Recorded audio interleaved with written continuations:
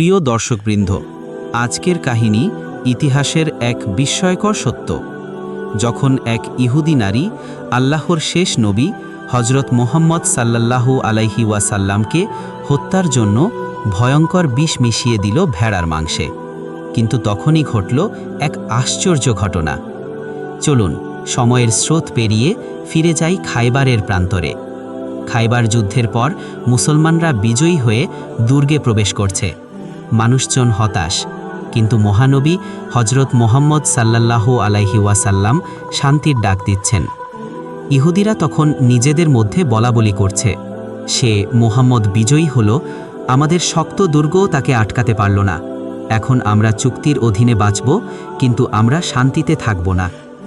সেই সময় উপস্থিত ছিলেন আরবের এক মহিলা জাইনাব বিনতে হারিস। জাইনাব মনে মনে বলল, মুহাম্মদ আমাদের ভেঙে দিয়েছে। তার শক্তি শুধু তরবারি নয়, হয়তো সত্যিই সে আল্লাহর রাসূল। আর যদি সে নবী না হয়, সে মরবেই। কিন্তু যদি সত্য নবী হয়, তবে আল্লাহই তাকে রক্ষা করবেন। এরপর জাইনাব ষড়যন্ত্র শুরু করল। রান্নাঘরে ভেড়া জবাই করা হলো, কাঁধের মাংসে ভয়ঙ্কর বিষ মিশানো হলো। তার সহচরী নারী আতঙ্কিত হয়ে বলল, জাইনাব, তুমি কি পাগল হলে? এত বড় ঝুঁকি নিচ্ছ? জাইনাব দৃঢ় কণ্ঠে উত্তর দিল, আমার হৃদয় জ্বলছে প্রতিশোধে। যদি সে নবী না হয়, আজই তার মৃত্যু হবে। আর যদি নবী হয়, তাহলে আল্লাহ তাকে বাঁচাবেন। কিন্তু অন্তত আমি চেষ্টা করেছি। খাবার প্রস্তুত হলো। বিষ মাখানো ভেড়া সুন্দরভাবে নবীজি সাল্লাল্লাহু আলাইহি ওয়াসাল্লাম ও সাহাবীদের সামনে পরিবেশন করা হলো। মহানবী সাল্লাল্লাহু আলাইহি ওয়াসাল্লাম ও সাহাবীগণ বসেছেন। চারদিকে ছড়িয়ে পড়েছে খাবারের সুগন্ধ। সাহাবীরা আনন্দে বলল, আলহামদুলিল্লাহ, আজ বিজয়ের পর এই ভোজন আমাদের জন্য রিজিক। হে আল্লাহর রাসূল, এই ভেড়ার কাঁধের মাংস দেখুন, আপনি তো কাঁধের মাংস পছন্দ করেন। নবীজি সাল্লাল্লাহু আলাইহি ওয়াসাল্লাম এক টুকরো খাবার নিলেন, মুখে দিলেন, তারপর হঠাৎ থেমে গেলেন। আল্লাহু আকবার, এ মাংস আমাকে জানাচ্ছে এতে বিষ দেওয়া হয়েছে। সব সাহাবী হতবাক হয়ে গেলেন। কেউ জিজ্ঞেস করল, মাংস কি আপনার সাথে কথা বলল? নবীজি সাল্লাল্লাহু আলাইহি ওয়াসাল্লাম উত্তর দিলেন, হ্যাঁ, আমার প্রভু তাকে কথা বলার ক্ষমতা দিয়েছেন। হঠাৎ আরেক সাহাবী বিশার ইবনে আল বারা রাদিয়াল্লাহু তাআলা আনহু কাশতে শুরু করলেন, পড়ে গেলেন। সাহাবীরা চিৎকার করে উঠল, বিশার, তুমি কি মাংস খেয়েছ? আল্লাহু আকবার, সে অচেতন হয়ে যাচ্ছে।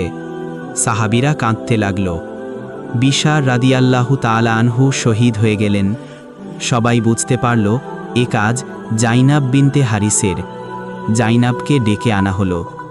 নবীজি সাল্লাল্লাহু আলাইহি ওয়াসাল্লাম শান্তভাবে বললেন, জাইনাব, সত্য কথা বলো, তুমি এটা করেছ? তুমি কেন করলে?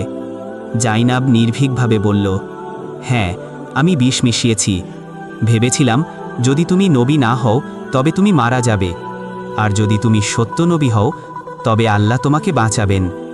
সাহাবীরা ক্ষোভে বলল, হে রাসূলুল্লাহ, আমাদের ভাই শহীদ হয়েছে, এই মহিলাকে হত্যা করতে দিন। নবীজি সাল্লাল্লাহু আলাইহি ওয়াসাল্লাম চোখে দুঃখ নিয়ে বললেন, আমি প্রথমে ক্ষমা করতে চেয়েছিলাম, কিন্তু যেহেতু আমার সাথী শহীদ হয়েছে, তাই ন্যায় বিচার করা হবে। যদিও নবীজি সাল্লাল্লাহু আলাইহি ওয়াসাল্লাম অলৌকিকভাবে বেঁচে গিয়েছিলেন, কিন্তু সেই বিষের প্রভাব তার শরীরে থেকে গিয়েছিল। অনেক বছর পরও তিনি বলতেন, খায়বারের সেই খাবারের বিষ এখনও আমি অনুভব করি। অনেকে বলেন তার ইন্তেকালের কারণ এই বিষের প্রভাব ছিল। প্রিয় দর্শকবৃন্দ, এই ঘটনা আমাদের শেখায় আল্লাহ তার নবীকে অলৌকিকভাবে রক্ষা করেছেন। সত্য সর্বদা বিজয়ী, মিথ্যা যতই ষড়যন্ত্র করুক না কেন। সাহাবীগণ ইসলামের জন্য নিজেদের জীবন উৎসর্গ করেছেন, আর একজন মুমিনের জন্য সবচেয়ে বড় শক্তি হলো আল্লাহর উপর ভরসা। মানুষ যতই ষড়যন্ত্র করুক, আল্লাহর হুকুম ছাড়া কিছুই ঘটতে পারে না। আসুন আমরা আল্লাহর উপর ভরসা করি এবং হজরত মুহাম্মদ সাল্লাল্লাহু আলাইহি ওয়াসাল্লামের জীবন থেকে শিক্ষা গ্রহণ করি। আল্লাহ আমাদের সবাইকে সত্য চিনে তা কবুল করার তৌফিক দিন। আমিন। এই ছিল আমাদের আজকের ভিডিও। ভিডিওটি ভালো লেগে থাকলে একটি লাইক দিন এবং আমাদের চ্যানেলটি সাবস্ক্রাইব করা না থাকলে এখনই সাবস্ক্রাইব করুন। ধন্যবাদ।